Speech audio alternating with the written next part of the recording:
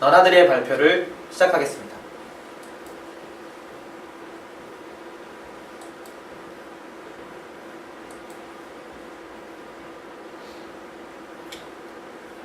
앞에 세 장의 사진을 보고 여러분은 무슨 생각이 드시나요?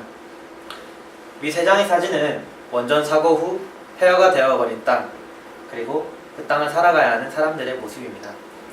오늘날의 원전은 안전하다고 과연 말할 수 있을까요?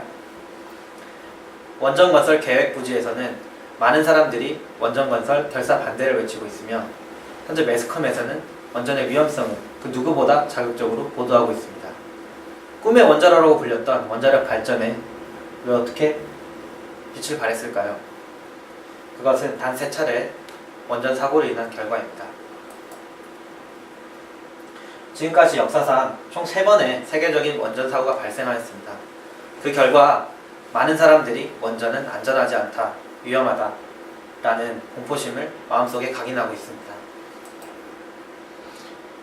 2번의 원전 사고 후 국제원자력기구에서는 원전의 사고 등급을 총 7등급으로 나누어서 분류하고 있으며, 1등급부터 3등급까지는 사고가 아닌 고장으로, 4등급부터 7등급까지를 사고로 분류하고 있습니다.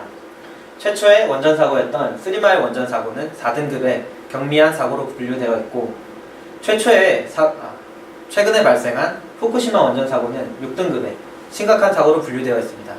그리고 역사상 최악의 체르노빌 원전 사고는 7등급의 대형 사고로 분류가 되어 있습니다. 그렇다면 과연 원자력 발전이 우리를 정말로 위험에 빠뜨릴까요? 이렇게나 많은 사람들이 반대를 할 정도로 말입니다. 결론적인 대답은 아니다입니다.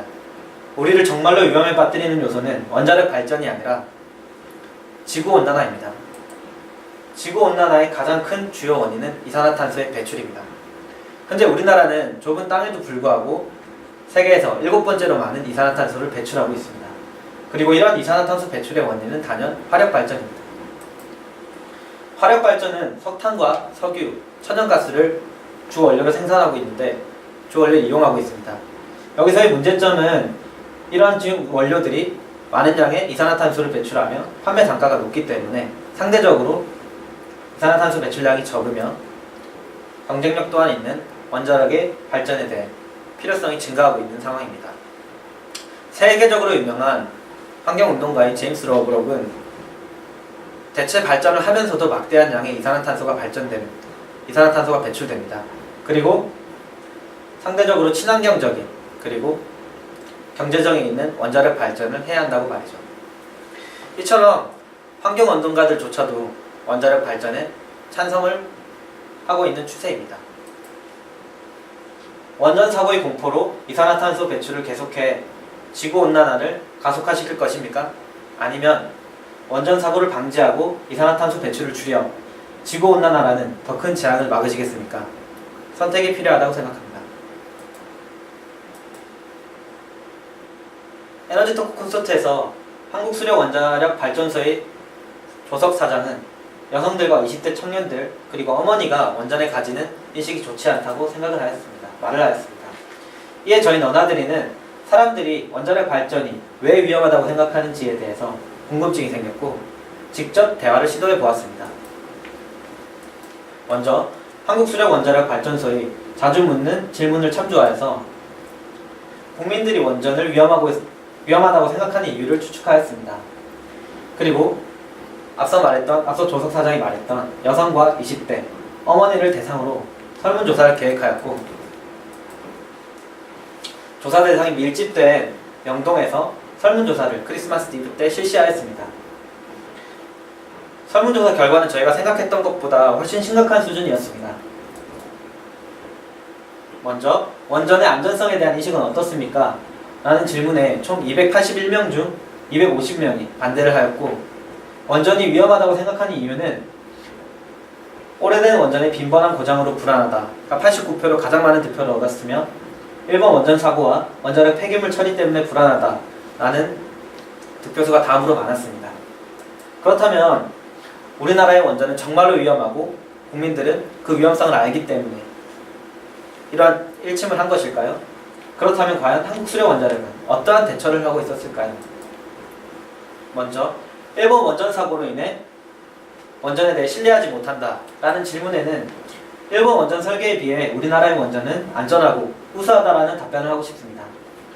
일본과 우리나라의 원전 설계의 가장 큰 차이점은 바로 사고 시에 환경 영향에 미치는 결과에 따라 다릅니다. 일본은 비등경수로로서 원자로에서 발생한 증기가 터빈에 직접 공급되고 개통 파단 시에 방사성 물질이 외부로 누출될 가능성이 높습니다. 그에 반해 우리나라는 가압경수로로서 원자로 냉각제와 급수 및 증기 개통이 격리되어 있습니다. 따라서 2차 개통 파단 시에도 방사성 물질이 외부 누출 가능성이 낮습니다. 다음으로 오래되는 원전의 빈번한 고장으로 불안하다 라는 질문에는 우리나라는 원전 고장으로 인한 정지율이 가장 낮은 국가 중 한 국가이다 라는 말을 하고 싶습니다. 좌측에 보이시는 그래프는 주요 원전 국가 고장 정지율에 대한 그래프입니다. 표에서 보이시듯이 우리나라는 미국이나 프랑스로부터 원전에 대한 기술을 배워야 한다고 많은 사람들이 말을 하고 있습니다. 그러나 이 표에서는 오히려 우리나라가 원전 유지 기술을 미국이나 프랑스에 수출해야 될 수준으로 높은 수준을 유지하고 있습니다. 또한 매스컴에서는 사고와 고장에 대한 정확한 정의 없이 무분별하게 자극적으로 전달을 하고 있다는 것입니다.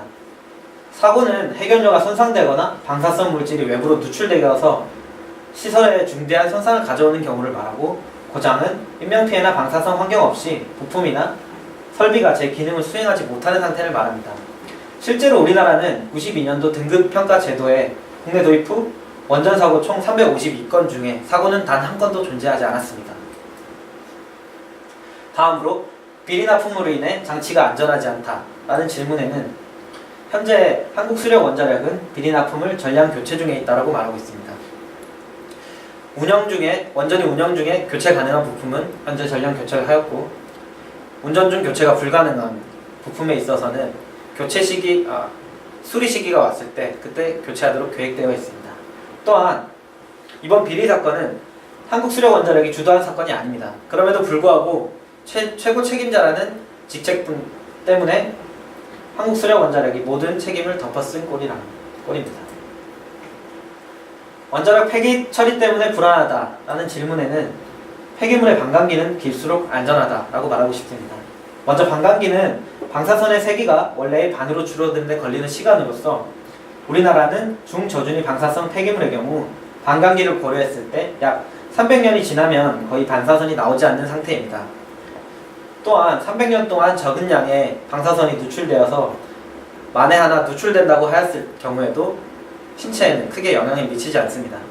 그러나 우리나라의 방사성 처분시설은 그럼에도 불구하고 안전성을 확보하기 위해서 원자력 발전소와 유사한 다중방벽 개념으로 설계 및 운영해 있습니다. 마지막으로 자연재해 발생 시 방제 계획이 미흡하다라는 질문에는 후쿠시마 원전 사고 이후 한국수력원자력은 방제 계획을 보완하고 강화했다라고 말하고 싶습니다. 개정 이전 비상계획구역 기초지역이 단일구역에서 개정 후 예방적 보호조치구역과 긴급보호조치 계획구역으로 2단계를 나뉘었고, 방사선 노출 시 대표적인 폐해인 갑상선암에 예방할 수 있는 요도와 칼륨을 갑상선 방호약품 비축 범위 원전 반경 16km에 거주하고 있는 주민에게 모두 보급할 수 있는 556만 정을 가지고 있습니다. 국민들이 위험하다고 생각하는 이유에 대한 해결책과 계획은 확실합니다. 그러나 국민들은 알지 못합니다. 그 원인은 소통의 부재입니다. 일방적인 외침은 소통이 되지 못합니다. 소통이란 뜻이 서로 통하여 오해가 없음이라는 뜻을 가진 단어입니다. 여기서 우리는 서로라는 키워드에 주목을 하였고, 한국수력원자력의 5대 핵심 가치 중 존중이란 키워드를 채택하였습니다. 존중의 키워드는 다양성 인정, 열린 소통, 참여와 협력, 즉 소통을 통해서 원자력 발전과 국민 간의 오해를 줄이고 참여를 이끌어내 원전에 대한 이미지를 개선한다는 것입니다. 이를 해결하기 위한 명순위는 먼저 소통을 하기 위해서는 격이 없어야 된다고 저희는 생각을 하였습니다. 서로 너니 나니 하면서 허물없이 지내는 것, 너나들이가 되어야 한다고 생각했습니다.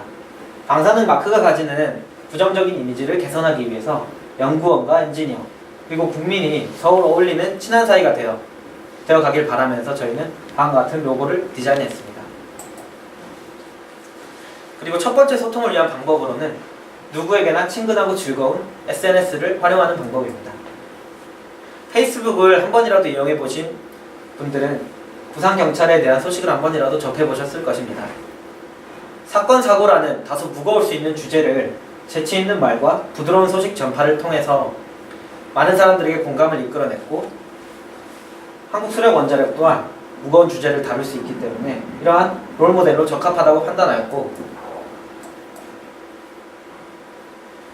원자력을 안전하고 유용하게 사용해 세상을 편리하고 아름답게 만들자는, 원전을 누리자는 의미를 가진 누리를 이용하여서 누리를 한국수력원자력 발전소의 페이스북 담당자로 명명하고, 새로 태어난 누리를 위해서 한국수력원자력 직원들이 누리에게 원전의 안전성에 대한 교육을 직접적으로 실시하면서 전문적인 내용도 누구나 이해할 수 있는 한눈체로 친근함을 표현할 수 있습니다.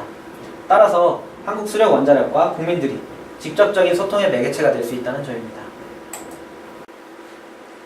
국민들과 소통을 할 수 있는 두 번째 방법으로 어토믹 머신을 제안합니다.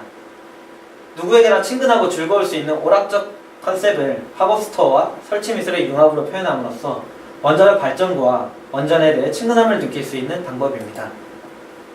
먼저 팝업 스토어란 하루에서 길게는 한두 달 정도로 짧은 기간만 운영하는 상점을 말합니다. 이는 이벤트적 성격과 한정이라는 의미를 가지고 있기 때문에 사람들이 가지는 가치가 상승하게 됩니다. 따라서 브랜드 홍보나 기업 마케팅을 위해서 사용하게 됩니다. 대표적인 예로 매번 상품이 나올 때마다 브랜드 런칭을 팝업 스토어로 실시하는 아디다스 이노베이션 랩을 예로 들 수 있습니다. 다음으로 2014년에 화제를 모았던 러버덕입니다. 비록 이 러버덕은 네덜란드 설치미술가의 플로렌타인 호프만의 작품으로서 홍보성은 없지만 수많은 사람들이 방문할 만큼 획기적인 반응을 일으킨 제품 설치미술입니다. 즉 팝업 스토어와 설치미술의 융합으로서 사람들에게 어토믹 머신을 제안합니다. 어토믹 머신은 크게 세 가지의 분류로 되어 있습니다. 첫 번째는 캡슐입니다. SNS에서 국민과의 소통을 위한 매개체의 역할을 하는 상품으로서 이러한 캡슐은 보조 배터리 디자인과 문구를 포함하고 있습니다. 현재 스마트폰의 이용 시간이 늘어남에 따라서 많은 사람들이 보조 배터리의 수요 또한 증가하고 있습니다. 이에 따라서 어토믹 머신의 단발성 이벤트라는 단점을 보완하는 요소로 일상생활 속에 자연스럽게 한국수력원자력의 새로운 캐릭터 누리의 보조 배터리를 디자인하겠습니다. 다음으로 우리 이야기를 들어주세요 라는 문구를 통해서 궁금증을 자아내고 SNS 접속을 유도하겠습니다. 두 번째는 카운트다운입니다. 사람들에게 어토믹 머신의 잔여 이용 횟수를 시각적으로 보여줌으로써 희소가치를 형성하여 나도 빨리 해야겠다 라는 참여성을 이끌어낼 수 있습니다. 마지막으로 레버입니다. 슬롯 머신의 형태를 모티브로 디자인하여서 레버를 당김으로써 게임을 한다는 즐거움을 제공할 수 있습니다. 어토믹 머신의 간단한 사용예는 먼저 이벤트성을 강조해 예고 없이 어토믹 머신이 등장하게 됩니다. 여기에 사람들은 모여들고 하나둘 검색과 참여를 시작하게 될 것입니다. 이에 따라 QR코드를 통해 페이스북에 접속을 하게 되고 이벤트의 자동 신청과 어토믹 머신의 사용법을 획득하게 됩니다.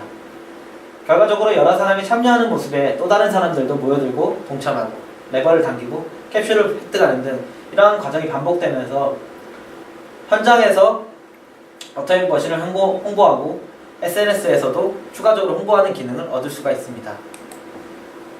결과적으로 저희 너나들이에서는 SNS 누리 관계자를 활용한 직접적인 소통과 어토믹 머신을 이용한 친근적인 소통으로 인해 한국수력원자력과 국민들이 서로 너나들이가 되어서 국민들의 신뢰를 제고할 수 있을 것입니다. 아직도 원자력 발전이 두려우십니까? 이상으로 저희들의 발표를 마치겠습니다.